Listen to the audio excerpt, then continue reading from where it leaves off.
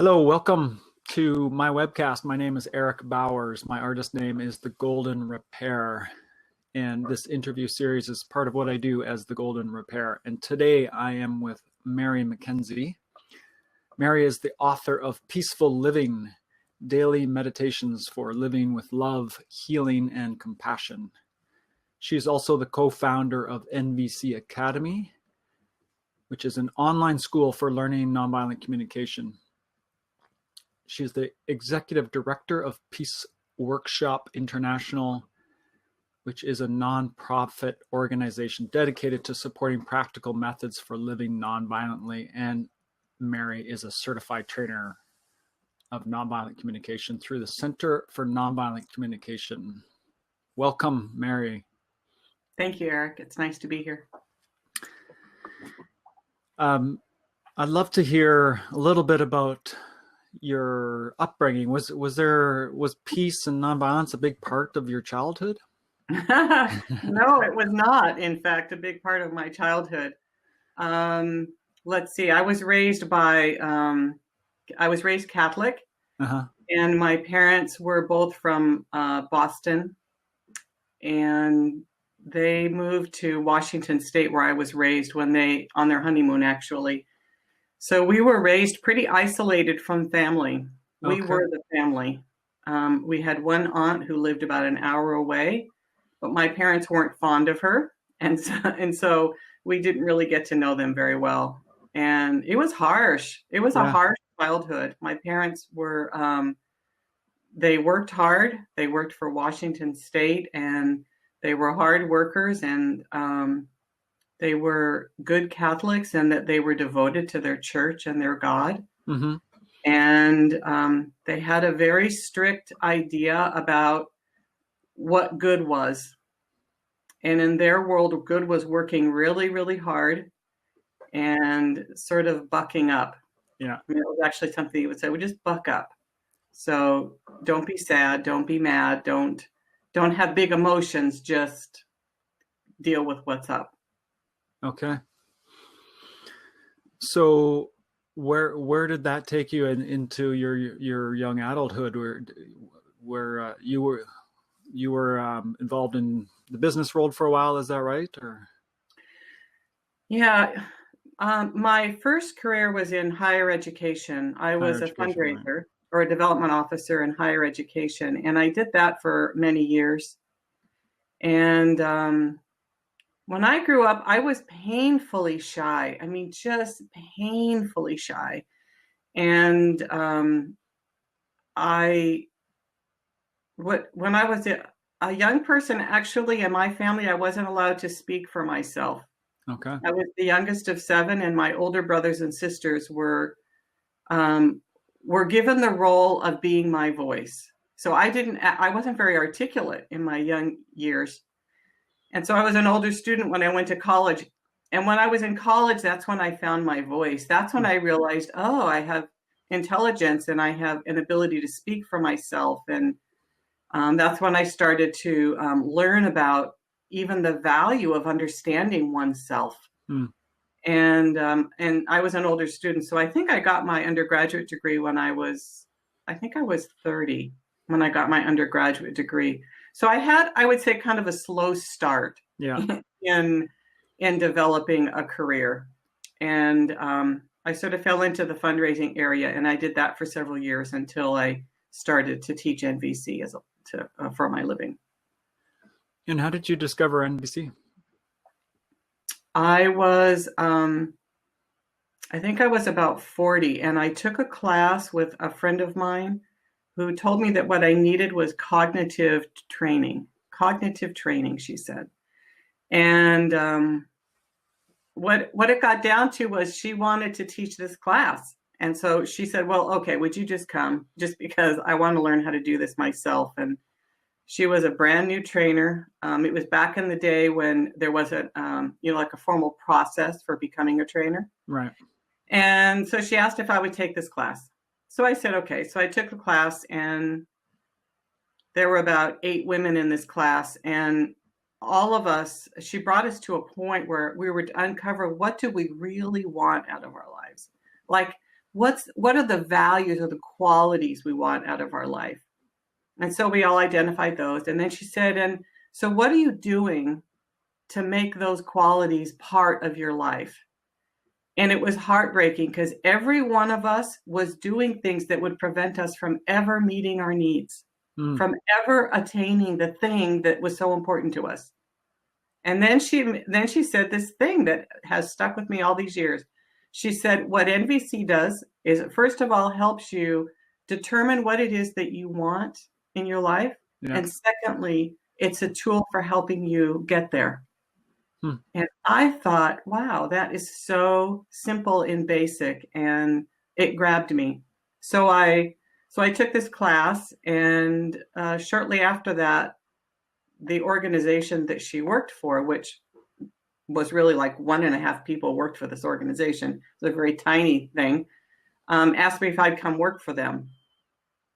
And I said, absolutely not. I had a big career in higher ed, and I was happy with my career, and I was good at it. And I said, no, I wouldn't come. And then just a series of things happened that kept drawing me to them. And so finally I said, okay, pull your board together. I'll have a conversation with them. I couldn't imagine how I could afford to work for them. And I took the job, and it was a 50% cut in pay for me, a 50% cut in pay. But I had this strong internal call that this is what I needed to do. Yeah. And so I just said, okay, I'm just going to give this a whirl and get out of higher ed and jump in and work for this tiny little organization. And what was the organization? Pardon? What was the organization? Flagstaff Center for Compassionate Communication.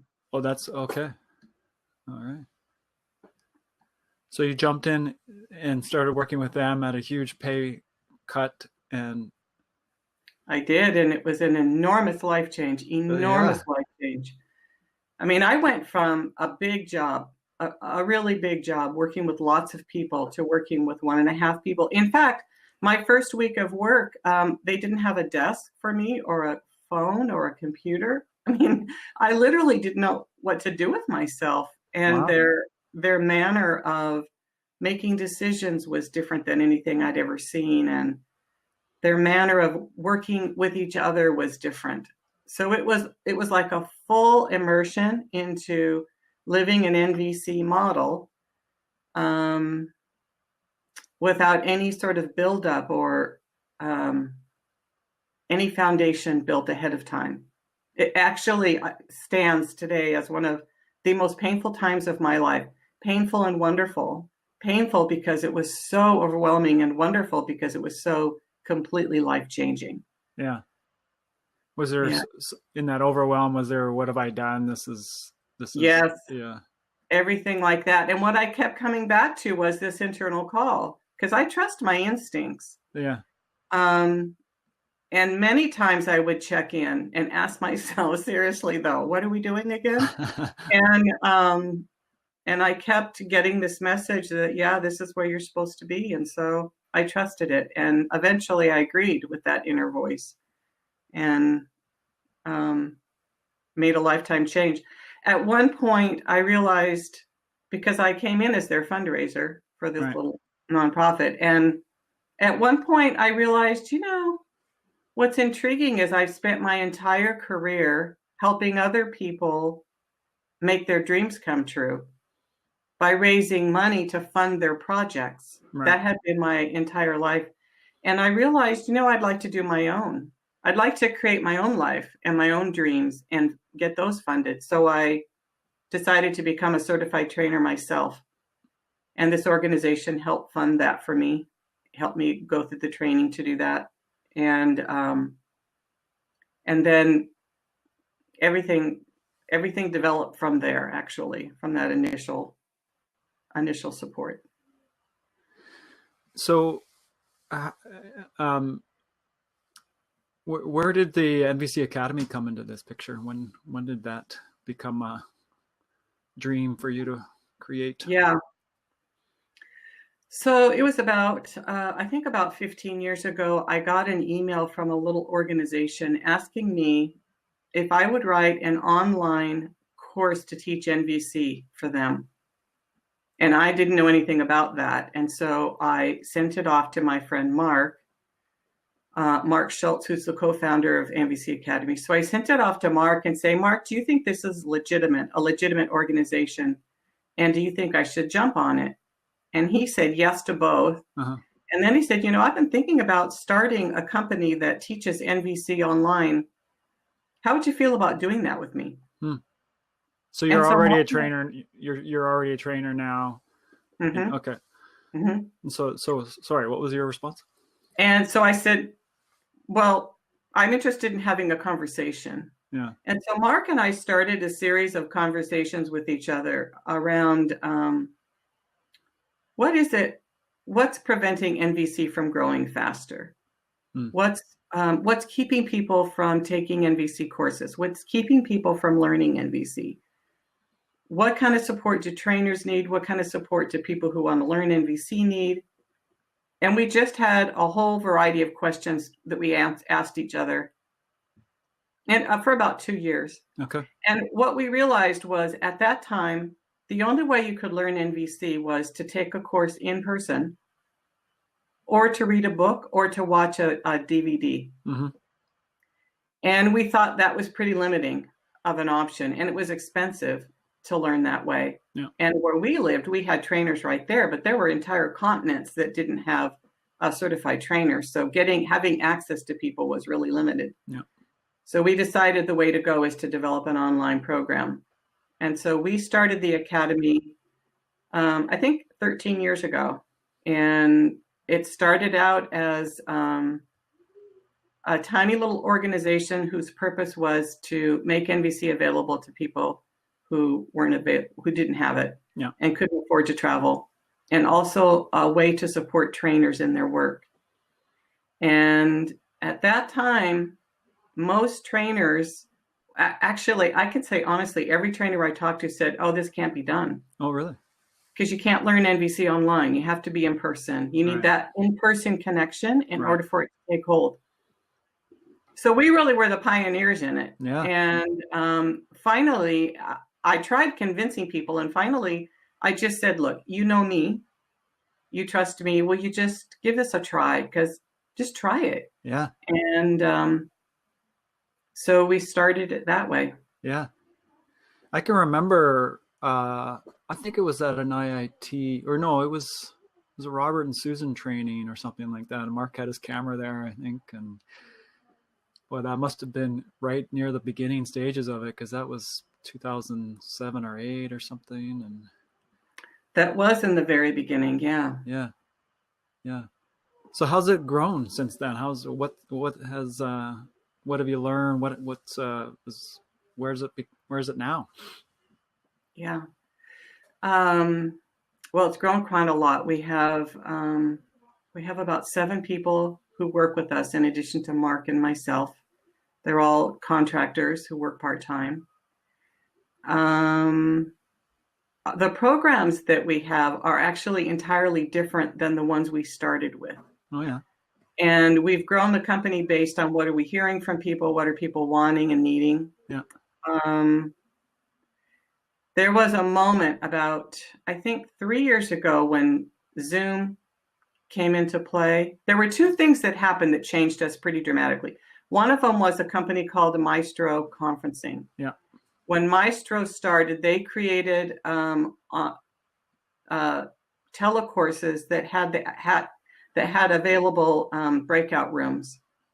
And that was pretty revolutionary. The second thing that Maestro did is they made it pretty affordable. Right. So in the beginning, we were paying a lot of money for our systems, our platforms, and it wasn't available to other trainers because nobody would pay that much. Right. Maestro made it more accessible to other trainers as well as us. And then the next thing that happened was Zoom came along, and they had a video conferencing system that also was, first of all, magnificent because there's unlimited number of people who can go on one of their calls, and secondly, affordable, and thirdly, really easy to access. Yeah. So that changed who we were, because suddenly those platforms were available to trainers really easily. And the thing that we thought we were the best at, which was providing that, changed. Right. So we had to sort of reconfigure as a company. And what I would say we're best at is creating online programs. Our library, I think, is magnificent because it encompasses, it's actually become, I think, the archive, the NVC archive for articles and video and audio and all kinds of things. And we've created all kinds of programs that sort of mix several venues together, like audio and video and some graphic design stuff that come together to create a really cool online program. So I would say we're really good at that. And the other thing I think we're excellent at is providing really high quality online courses. So video conferencing, really high quality, really professional. Yeah. I'll just share that I've taught a course through NVC Academy, and I thought it was very well done. I really loved having the international flavor of students from different parts of the world, and I love that there's a archive of it. So yeah, I don't think I know all of the different aspects of NVC Academy, but the course part I feel is a pretty awesome offering that you guys have. Thank you. Yeah. Thank you for saying that.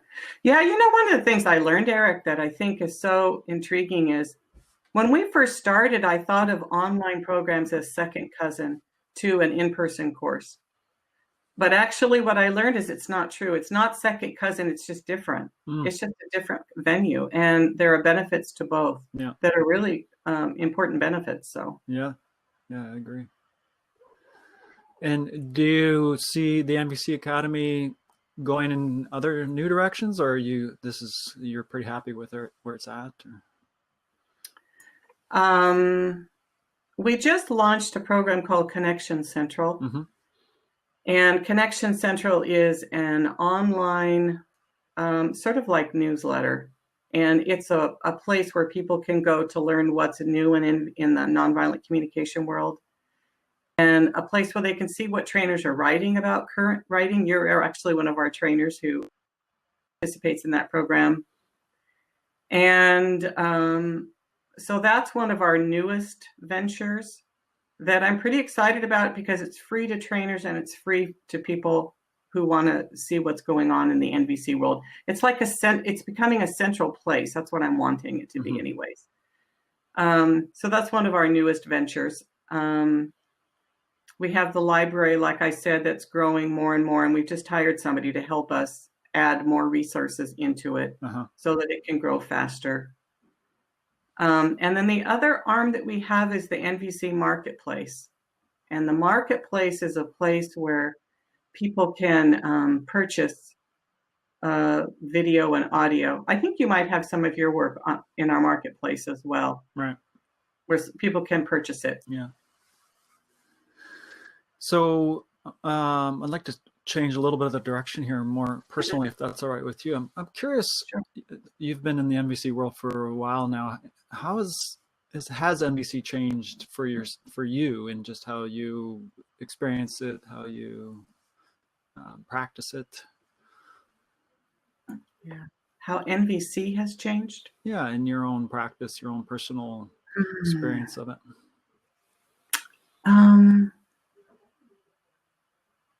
I think that when I first started teaching, it was, first of all, there were very few trainers in the world.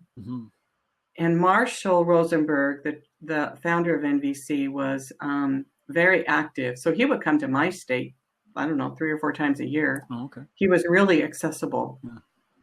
Yeah. And so I worked with Marshall a lot. And then he went to he was the lead trainer at all the international intensive trainings that are offered all over the world.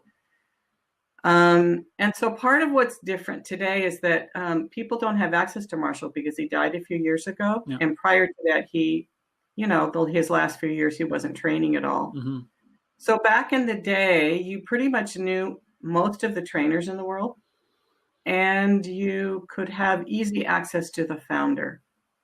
And the focus was really on teaching the basics of NVC, helping people learn how to live a basic and simple NVC life.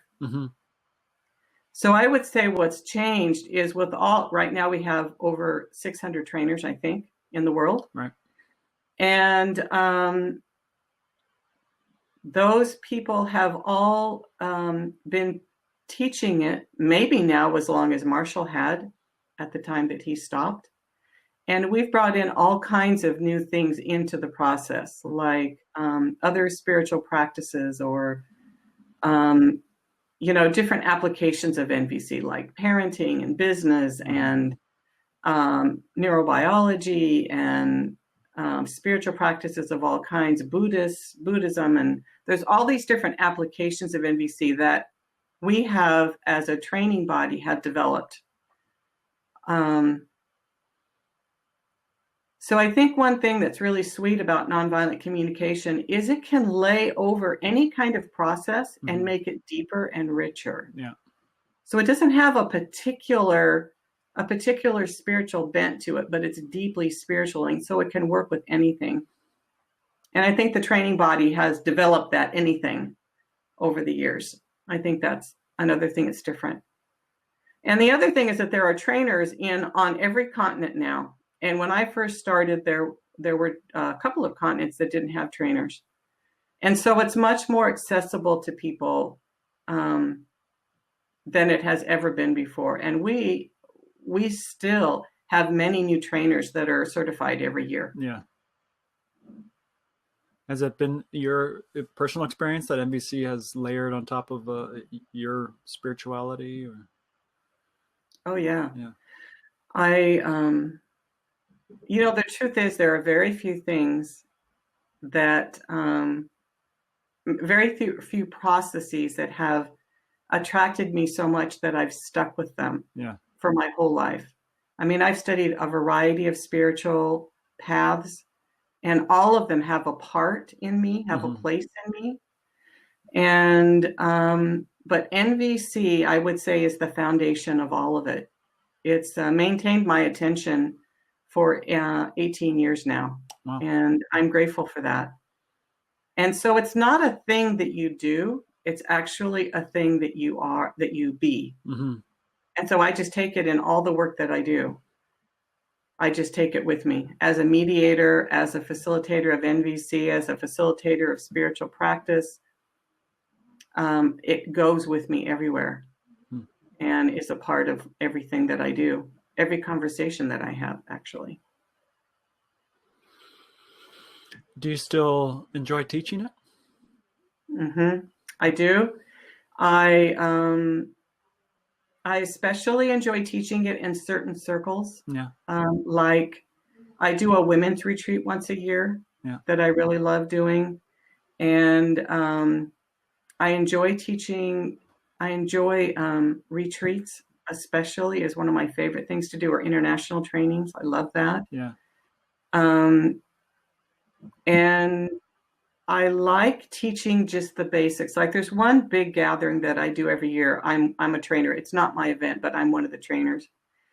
And there's usually between 300 and 500 people at this event. And Friday night, I do an intro to the whole group. And I love that. I love working with people new to NVC because I love seeing that moment when they get it, when they get that aha, that internal aha that says, yes, this can affect my life. This can make my life easier. And I think one of the things about NVC is we can make it complicated, but I don't think it has to be complicated. It's actually very simple. The process is very simple. And I enjoy helping people get that they can apply this in their life today. It's not complicated. Yeah. I agree, and I find that what most people discover is they need to go deeper and deeper with it, that it right away can make a difference, and then they'll come up against the next thing that they need to go deeper with, and I don't know if complicated is the right word, but it's kept asking me to look deeper in my own self-connection to my internal world. And I love that about it. That's my passion around it, is the depth that, the self-connection part of NVC can go to. Yeah, I agree with that. I think every year for the first 5 years when I was certified, I would have this major aha in my life. This that kept me going in deeper. And this concept of violence, it's a huge topic. It sounds like it's not a huge topic at first time you look at it. You think, okay, well, I don't hit people, so yeah, I'm not violent. But there's actually layers upon layers upon layers of the ways that we create distance between us and other people. And that's that thing that I think you were just talking about, that NVC calls us to go deeper and deeper into understanding how we keep ourselves separate. Yeah. Because that's what Marshall Rosenberg meant when he called it nonviolent communication. It was about that continuum of violence, anywhere from judgment to physical violence. There's tons of work in that continuum to work with. Yeah, yeah. One of my favorite things for a long time has been the big leap in life. The trusting the inner voice, making the big change towards, the deeper calling. So I want to come back there as we get closer to the end of this interview. More about what that was like for you and particularly how did you really know, what was your process for really knowing your inner truth, your inner voice, and what was involved in really following that, in walking away from a career that you were successful in and taking a huge pay cut? And can you say more about your process of that? Yeah, it's very personal. It's a very personal question. So first of all, prior to that, I had done a bunch of work, just sort of understanding how, hearing my instincts. I would say hearing my instincts.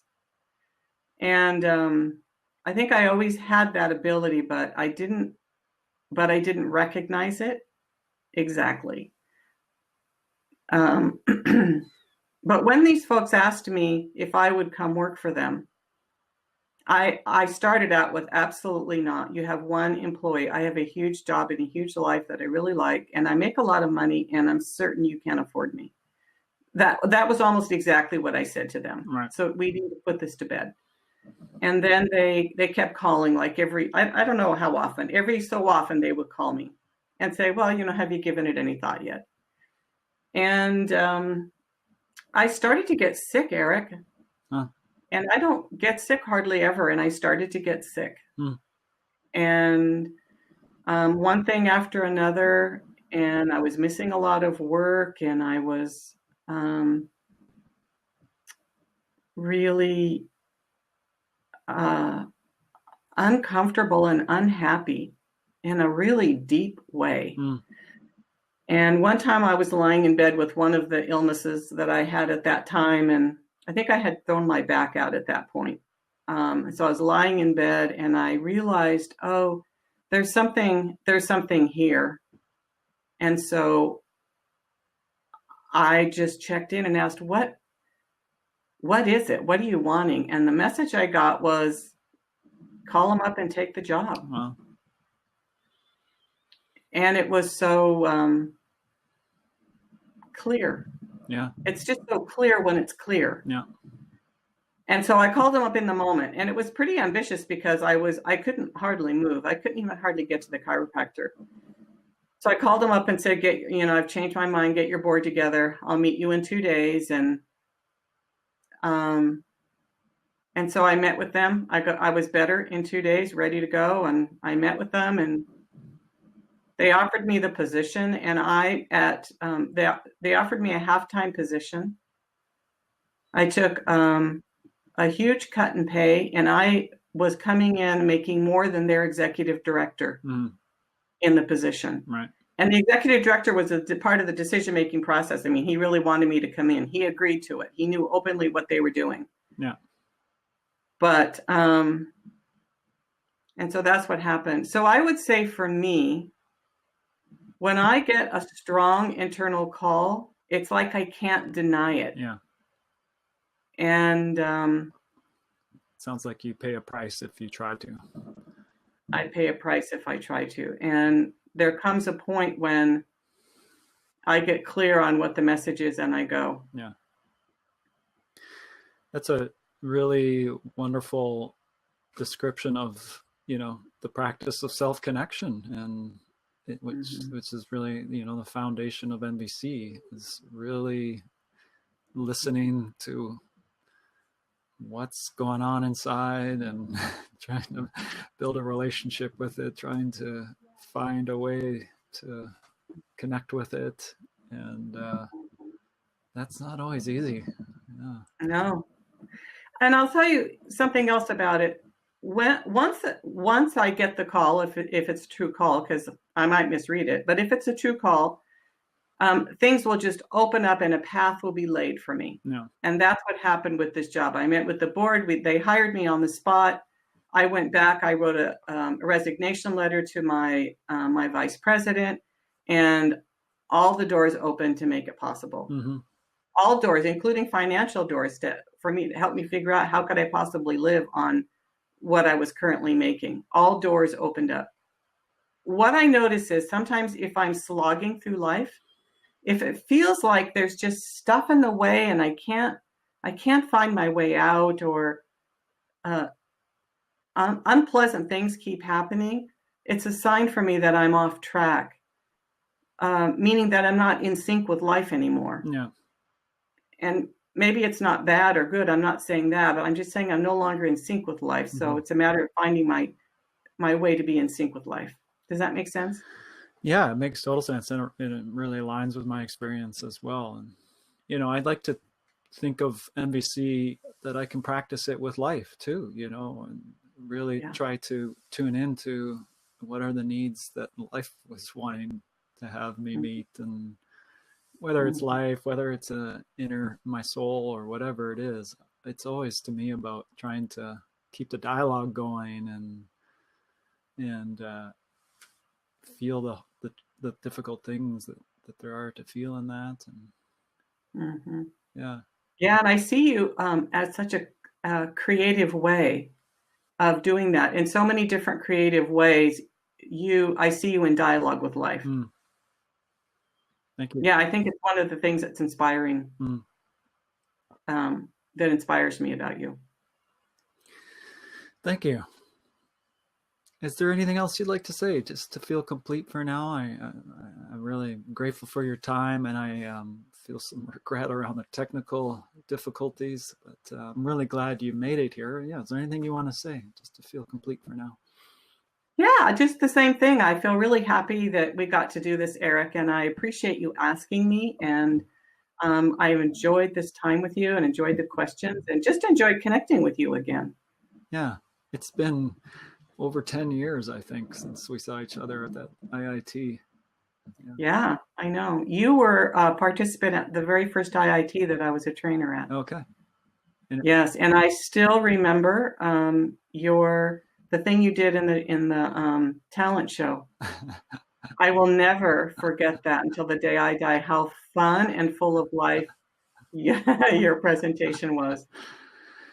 Thank you. That was one of my big motivations for all my NBC retreats, is the no talent show. So yeah. So people can find NVC Academy pretty easily, just Googling that. And Connection Central, if they're curious about that, is that through NVC Academy, or is that its own entity? The NVC Academy manages it, but it's its own entity, and it's connectioncentral.cc. Pretty easy. Okay. Yeah.